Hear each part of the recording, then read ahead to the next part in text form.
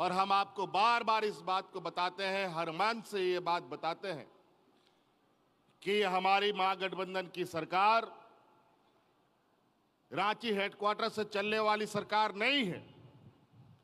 ये सरकार गांव देहात से चलने वाली सरकार है।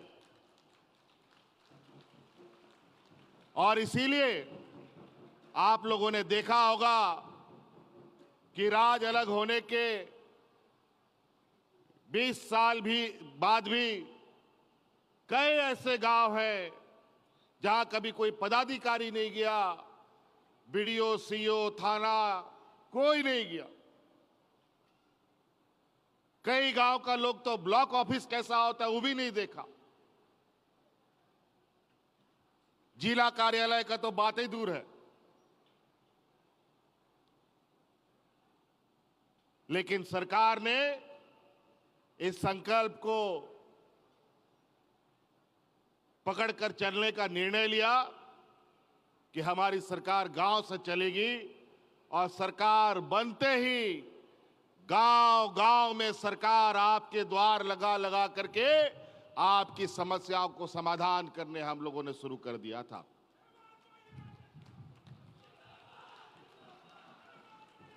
ये पहली बार मुख्यमंत्री मैया योजना के माध्यम से शिविरें नहीं लगी।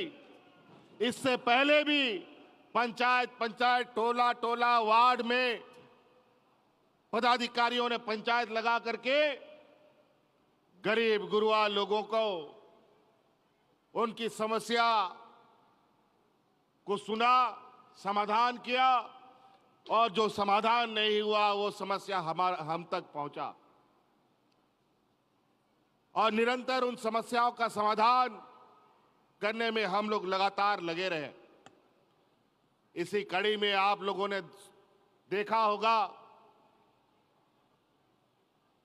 कि कई सारी योजनाएं जो आपके गांव-गांव तक में पहुंच चुकी है।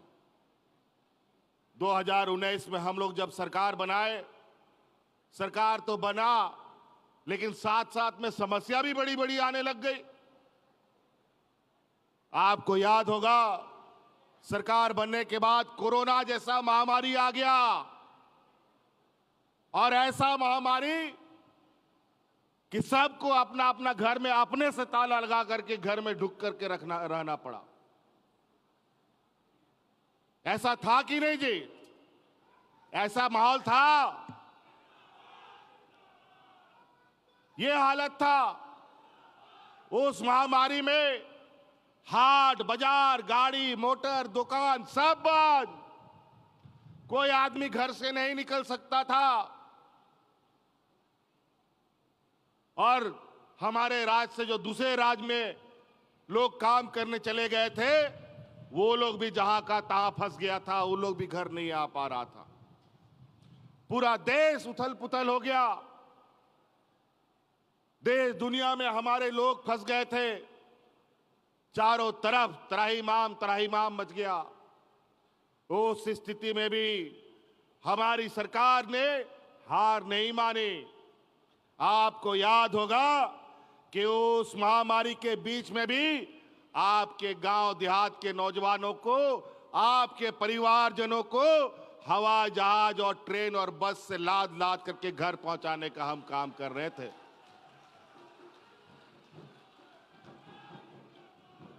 अनगिनत लोगों को लाए और जो अभी केंद्र की सरकार, जो भाजपा की सरकार है, वो उस समय कहता था जो हवाई चप्पल में चढ़ेगा उसको हम हवाई जहाज में चढ़ाएंगे।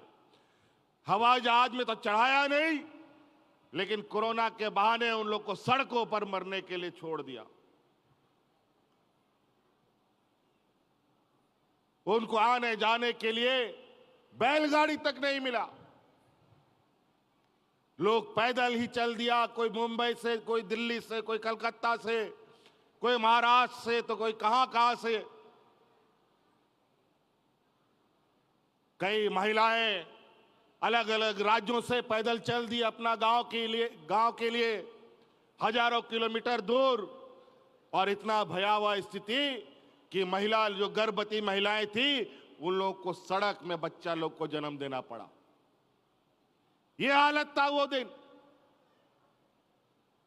उसमें भी हमने गांव गांव, पंचायत पंचायत में अपने गरीब गुरुआ लोग, यहां पर गरीबी इतना ज्यादा संख्या में है कि अगर एक घर का आदमी मजदूरी नहीं करेगा, उसका उस दिन का चूल्हा नहीं जलता है। और कोरोना जैसा महामारी गरीबों के लिए एक अभिशाप होता है। घर में रहो तो मरेगा भूख से, बाहर जाएगा तो मरेगा कोरोना से। क्या करेगा? लेकिन उस समय भी हमारी महिला दीदियों ने सरकार के साथ कंधे से कंधा मिलाया और गांव गांव, पंचायत पंचायत में खाना बना करके हमारे गरीबों को खाना खिलाने का काम किया था। याद कीजिए वो दिन कि किस तरीके से हमारे राज्य की महिलाओं ने अपनी जान की परवाह किए बगैर हमारे इस राज्य की जनता को बचाने का काम किया और सरकार का साथ दिया।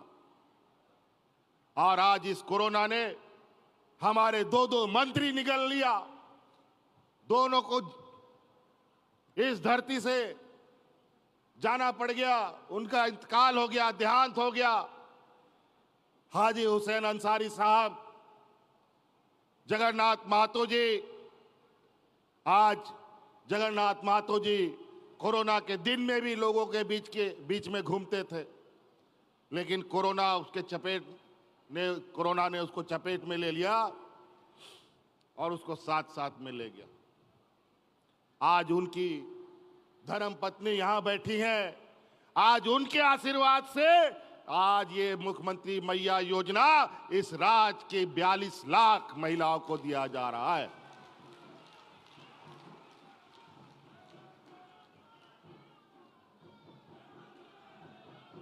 आज एक योजना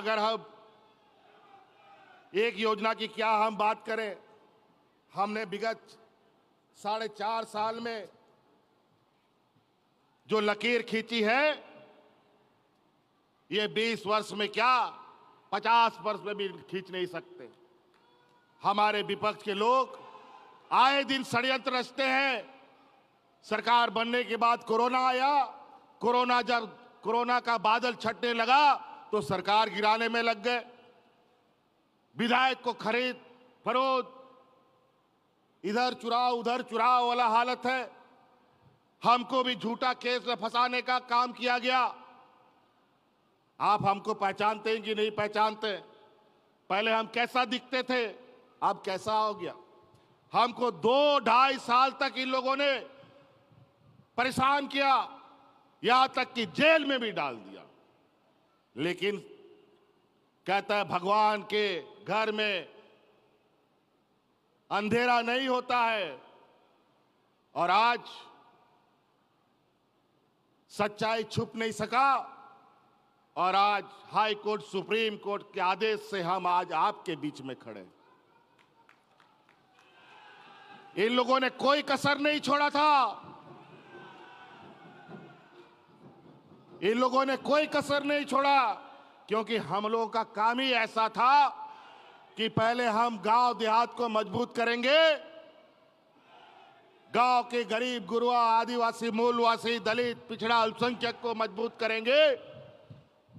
अगर ये वर्ग मजबूत हो गया तो स्वतः राज्य मजबूत होगा और झारखंड भी मजबूत होगा। जब गांवें मजबूत नहीं होगा तो शहर को मजबूत कैसे किया जा सकता है? यह बड़ा विचित्र बात है। इसीलिए आप लोगों ने देखा कि हम लोगों का गांव देहात में 2, 4, 5 गो, 1 गो, 2 गो बूढ़ा बुजुर्ग लोग को पेंशन मिलता है। और कई बूढ़ा बुजुर्ग लोग दलाल के चक्कर में 5-10 हजार टका, 200 टका दे करके ठगा जा रहा था। उन लोग का पेंशन का कार्ड भी नहीं बनता था। बेचारा पैसा दे के थक गया और मर भी गया, लेकिन पेंशन का कार्ड नहीं बना।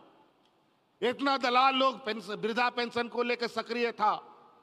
हमने कानून बना दिया कि इस राज्य में कोई बूढ़ा बुजुर्ग लोग पेंशन के लिए नहीं इधर उधर भटकेगा, सब बूढ़ा को पेंशन देंगे। और आज दिया लगा करके गांव में बूढ़ा बुजुर्ग खोजिएगा तो बिना पेंशन का नहीं मिलेगा। और आजकल बुजुर्ग लोग अब ना पेंशन का दिन याद करता है, मेरा उम्र कब पूरा होगा, पेंशन अपने आप बन जाएगा। पहले उम्र का हम 60 साल रखा था कि 60 साल के बुजुर्गों को पेंशन देंगे, महिला पुरुष को। चालू भी हो गया, लेकिन व्यवहारिक रूप से गरीबी इतना अधिक है इस राज्य में। हमारे कार्यकर्ताओं ने, हमारे नेताओं ने, विधायकों ने, मंत्रियों ने, पदाधिकारियों ने अलग अलग माध्यम से मुझे सूचना दी कि सर नहीं, अभी यहां बुजुर्ग लोग और लोग हैं, थोड़ा उम्र सीमा घटाया जाए तो सब बुजुर्ग लोग को पेंशन हो जाएगा। और हमने भी हकीकत जाना, हम भी एक विधायक है, हमारे विधानसभा में भी बूढ़ा बुजुर्ग लोग हैं, हमारे कार्यकर्ताओं ने भी बताया। फिर हमने उस 60 साल का उम्र को घटाकर 50 साल कर दिया। आज कोई 50 साल से ऊपर का बिना पेंशन का नहीं है गांव देहात में, बल्कि बूढ़ा बुजुर्ग लोग तो दिन गिनता है कि 50 साल मेरा कब पूरा होगा और पेंशन हमको मिलेगा।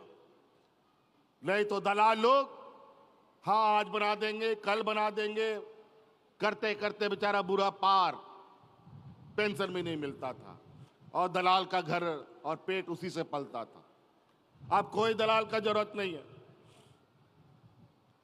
उसी प्रकार हमारी बच्चियां गरीब गुरुआ के लिए सबसे अधिक बोझा के समान लोग मानते हैं। बेटी सब 10वीं 11वीं पढ़ाई पूरा कर नहीं पाती, माँ बाप लोग दूल्हा ढूंढने लगता है। ये काम मत कीजिएगा। अब बच्चियों का ख्याल रखने के लिए आपका ये बेटा और ये भाई यहां खड़ा है और उनको पढ़ाना लिखाने का जिम्मेवारी अब हम लोग उठाएंगे। और इसीलिए पहले कदम में हम लोगों ने सावित्रीबाई फूले के माध्यम से इस राज्य की लगभग 9 लाख बच्चियों को जोड़ा है। अभी ये बढ़कर हमको लगता है 15 लाख होने जा रहा है। सभी बच्चियों को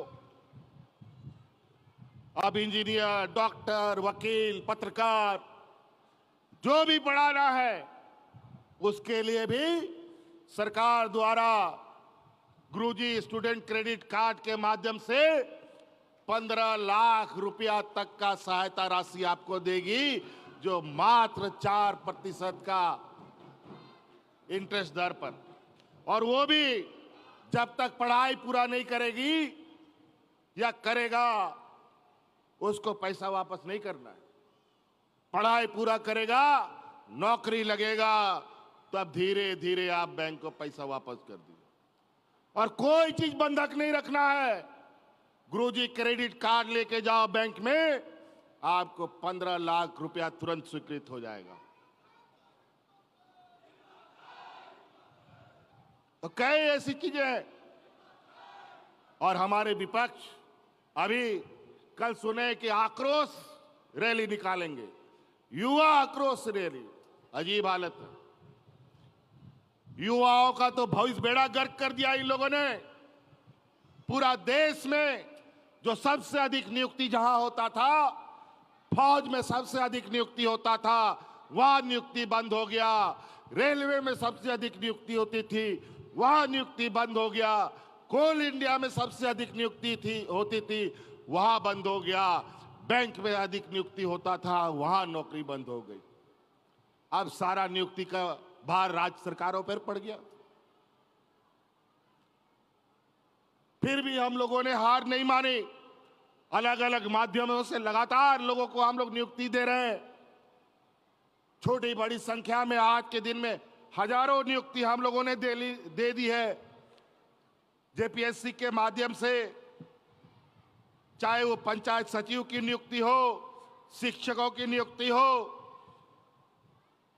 पशु कृषि विभाग में नियुक्ति हो, अनेक नियुक्तियां हम लोगों ने की और अभी और नियुक्ति होनी है। अभी सिपाही की भी बहाली होना है जो लगभग अंतिम चरण पर है। अभी उत्पाद सिपाही का भी बहाली होना है, वो भी प्रक्रिया अंतिम चरण पर है। हम लोग लगे हुए, जितने अधिक से अधिक लोग और सरकार की अधिक से अधिक खाली पदे भरी जाए, इस पर हम लोग निरंतर प्रयासरत हैं। नियम कानून कायदा कानून कभी बना ही नहीं, और हम लोग कायदा कानून बनाते हैं, नियम कानून बनाते हैं तो ये लोग आज संवैधानिक घोषित करा देता है। हम लोग स्थानीय नीति नियोजन नीति बनाए, कोर्ट में इनके लोग जाकर के खड़े हो गए, कोर्ट में इन लोगों ने शिकायत दर्ज कर दिया और इनके पास बड़ा बड़ा वकील, इनका जज लोग दोस्त, और इन लोग के माध्यम से हम लोगों के कानून को असंवैधानिक बताता है। और वही चीज इनके सरकार में दूसरे राज्यों में कानून बनता है तो वो संवैधानिक हो जाता है। अजीब हालत। फिर भी हम लोग निरंतर प्रयासरत हैं और इनका षड्यंत्र को आप लोग पहचानिए। ये लोग हिंदू मुस्लिम अगड़ा पिछड़ा के नाम पर, सिख ईसाई के नाम पर, आदिवासी गैर आदिवासी के नाम पर आप लोग के बीच में जहर घोलने का काम करेगा। अभी हम लोग का नवंबर दिसंबर में विधानसभा का चुनाव होने जा रहा है। इससे पहले अभी लोकसभा का चुनाव हुआ, उस समय भी इन लोगों ने हिंदू मुस्लिम किया, लेकिन देश की जनता ने उनको इतना जबरदस्त तमाचा मारा कि सरकार बनाने के लिए उन लोगों को बैसाखी की जरूरत पड़ गई। पूर्ण बहुमत की सरकार से उठा के पटक दिया। इस बार झारखंड में जो विधानसभा होगा, अगर हर एक घर में खुशहाली चाहिए, हर एक मां बहनों के चेहरे पर मुस्कान चाहिए, जो हम लोग का काम चल रहा है वो अनवरत चले। हमने कहा है पहले भी, ये हम लोगों ने शुरू किया है 1000 से और ये चलता रहेगा, और आने वाले 5 सालों के अंदर आपके घर में 1-1 लाख रुपया पहुंचाने का हम आपको वादा करते हैं।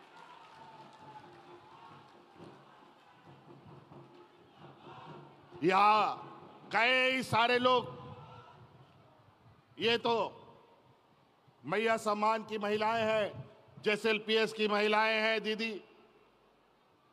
पिछले 5 साल में इन लोगों ने 700-800 करोड़ रुपया 5 वर्ष में खर्च किया और उन जेएसएलपीएस दीदियों को दिया। हम लोगों ने 4.5 वर्षों में 10,000 करोड़ रुपया जेएसएलपीएस को बांटने का काम किया है पूरे राज्य में। क्या बात करेंगे ये लोग? इन लोग के पास कोई ना मुद्दा है ना एजेंडा है। पहले ये लोग भ्रष्टाचारी कहते थे हमको, जमीन माफिया कहते थे हमको, जमीन चोर कहते थे, और इसके चक्कर में हमको जेल में भी डाल दिया। अब क्या बोलेगा? हम आज उनके सामने खड़े हैं, जमीन चोर जमीन दलाल बोल करके दिखाओ। इन लोगों को अब ये लोग, जब यहां के नेताओं से इनका इस राज्य का हालात नहीं संभल रहा, इनकी पार्टी नहीं संभल रही, तो ये दूसरे राज्यों से, छत्तीसगढ़ से, असम से नेताओं को लाते हैं, मध्य प्रदेश से नेताओं को लाते हैं और यहां पर झूठा बयानबाजी करवाते हैं, द्वेष फैलाते हैं, विधायक सांसदों को तोड़ने फोड़ने, पार्टी को तोड़ने का काम करते हैं, अलग अलग तरीके उपाय करते हैं सरकार को काम कैसे ये ना कर पाए, दिन रात इसी में लगे रहते हैं। खैर चिंता मत कीजिए, इन लोगों से हम लोग डरने वाले नहीं। आप लोगों का ताकत, आप लोगों का साथ अगर हमारे साथ है तो ऐसे हजारों नेता, लाखों नेता आएंगे और वापस चले जाएंगे, इस राज का कोई बाल भी बाका नहीं कर पाएगा।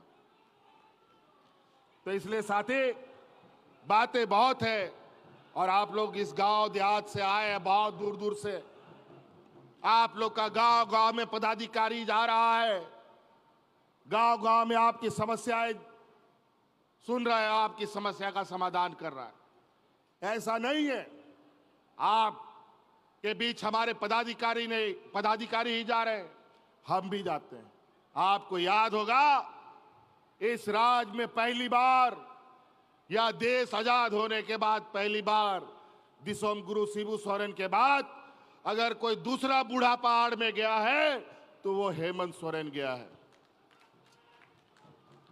और आज उस बूढ़ा पहाड़ की स्थिति जाके देख लीजिए, वहां पर लोग कितने खुशहाल हैं, किस तरीके से लोग अपना अपना आबू आवास लेकर के आवास बना रहे हैं, अपने बच्चों को पढ़ाने का काम में लग गए हैं।